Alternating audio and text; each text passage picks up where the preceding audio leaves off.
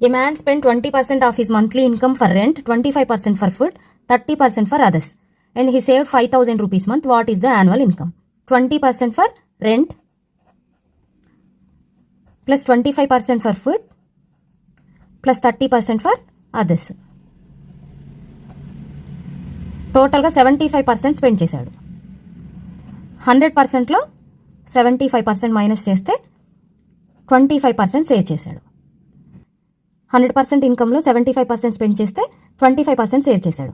ఇక 25%కి మనకి 5,000 రూపీస్ ఇచ్చారు, అంటే సేవ్ చేసింది 5,000 రూపీస్. సో ఇక్కడ మనం ఇన్కమ్ కనుక్కోవాలి. ఇన్కమ్ 100% కాబట్టి 100%కి కనుక్కోవాలి.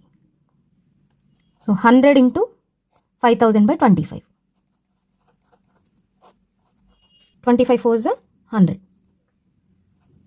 4 5 is 20. 20,000 రూపీస్. మంత్లీ ఇన్కమ్ 20,000 అయితే యాన్యువల్ ఇన్కమ్ కనుక్కోవాలి. యాన్యువల్ ఇన్కమ్ వచ్చేసి 20,000, 1 ఇయర్కి 12 మంత్స్ కాబట్టి into 12. 12 2 is 24. So annual income వచ్చేసి 2,40,000.